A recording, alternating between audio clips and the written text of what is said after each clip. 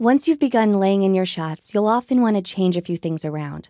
In this movie, we'll explore Replace and Overwrite, which are two tools that let you replace the material that you've already edited into your sequence. So I'm going to go into the 3.3 keyword collection. And the editing methods that I show in this movie don't work too well with the standard interview type material that we have been using because we're going to be covering things up. These sorts of techniques are actually better demonstrated using visual shots that we can get creative with. So I have two projects, Overwrite and Replace. And by the way, if you ever want to duplicate a project so you can come back to the way it was very easily, you just press Command D. If you ever forget that, that's in the Edit menu and Duplicate Project. That allows you to try some things out, and then if it doesn't work out, you can always come back to the way it was. It appends a number after it. This is the first time that I've duplicated it, so it just puts a 1. You can leave it that way, or you can name it with the date or some specific text to help you keep track of the versions. I'm going to go ahead and just load my Overwrite 1 right now. And while I won't be duplicating my project in every movie going forward, this may be something that you want to do. So I am just going to take a look at this first shot here. One of the very fun activities on the Project Reload mission is that they get to drive these side-by-sides through the woods and through various conditions. So here they are going through this big puddle. And what I want to do is cut to a point of view shot right as we're entering the puddle. And I actually have that right here. And I'll show this to you as well. We saw this a little bit earlier in the course, but here we're actually going to be using it. So I'm going to mark an in and an out around the area that I want to bring down. So right when the splash starts, about right here, I'll mark an in with I. And then I want to mark my out about right here. Then I just come down to the part where I want that to go. So that's where the splash is beginning. And I've set up my edit. So I have an in and an out in my source and an in point in my sequence. My playhead is acting as my in point. I don't actually have to set one. And then I'm just going to press the D key to overwrite. So as you can see, this shot wrote over that section in the sequence. In the previous movie, we learned about insert edits, which pushed everything downstream. This actually covered up what was there before. So let's go ahead and play and see how the timing works out. So I think visually it works quite well. The audio will need to be improved, but we'll learn about that in a future chapter. All right, let's do another one. I'm going to come down here to this part of the sequence, and this is where they are trekking through the tunnels underground. And what I want to do is actually, again, cut to a point of view shot as this guy is emerging into the light. And I have that right here. So it's a pretty cool shot, and here we are emerging into the light. So let's do the same thing by marking an in and an out here in the source. And then I'm going to come down here and I want to mark the portion of the clip that I want to replace. So let's say that I want to cut to the point of view maybe about right here. So I'll mark an in and then it automatically marks an out at the end. So before I perform this overwrite, I will just draw your attention to the fact that now we don't have 3 marks as we did before. We actually have 4. We have the in point over here in the source and the out point in the source.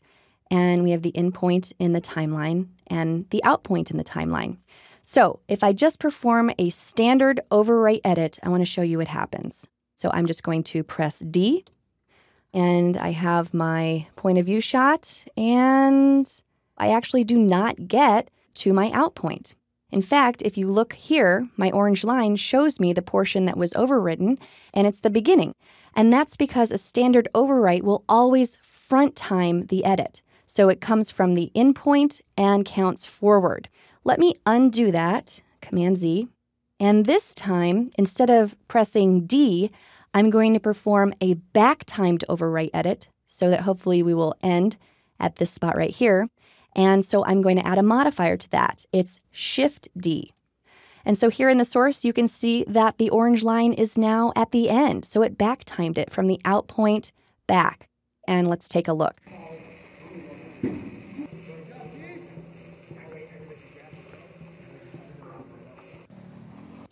So that did what we expected. Front timing and back timing these edits is a great way to edit in just the material that you want.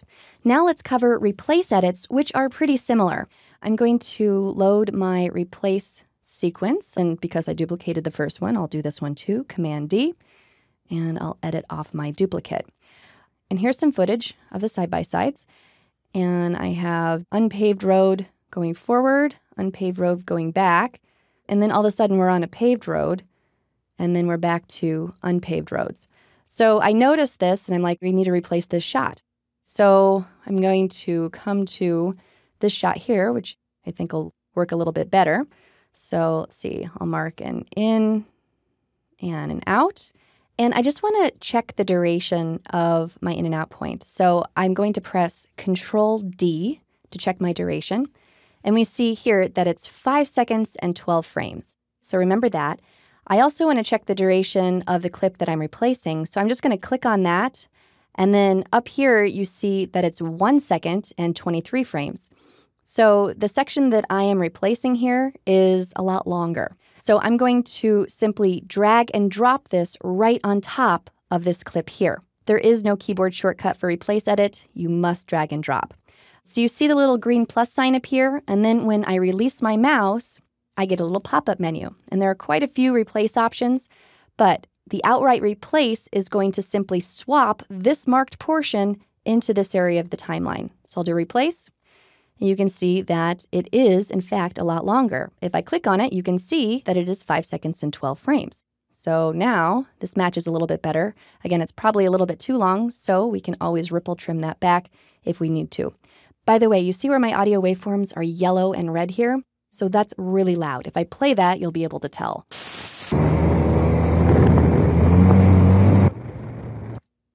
So if you ever quickly want to just bring your audio levels down, you can just hover over this line right here and drag down. We're going to cover lots of other audio editing techniques later, but that's just a quick one. At any rate, that was a straight out replace edit. And to demo the next two types of replace edits, I am going to work with this same tunnel shot that we used before when we were looking at overwrite edits, because we're going to be talking about front timing and back timing, and we've just gone over that. So I'm going to come to my tunnel shot, and I've already marked the portion that I'm interested in. So for a replace edit, I actually can't set in and out points. It needs physical clip boundaries. So I'm going to need to cut this clip where I want to define that boundary. Now, if I come to this menu here, you can see that right now I'm using the Select tool. That's the basic editing tool. But if you take a look down here, the Blade tool has a keyboard shortcut B, and that allows me to cut up my clips. So I'm going to come to where I want to cut, and I'm going to just press B, cut, and then you always just want to press A to get back to the Select tool anytime you switch your tool. Otherwise, I'm going to be cutting up all of my shots in my timeline, which I don't want. So I'm going to press A to get back there. And as you can see, I now have an edit there. So I'm going to do the same thing. I'm going to take my point of view shot and I'll drag it on top. And to front time this edit, I would choose Replace from Start.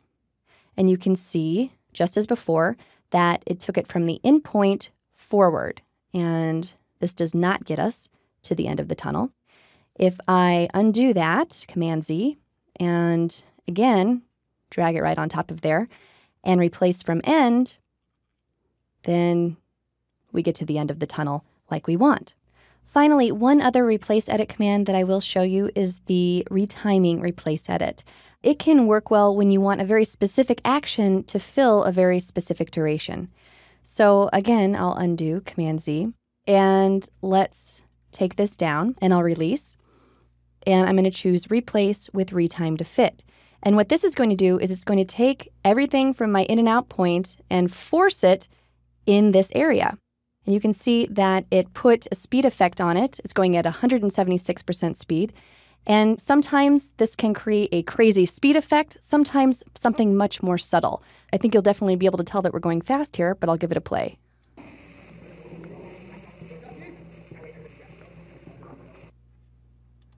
So probably too fast here, but there are times that this can be a great solution.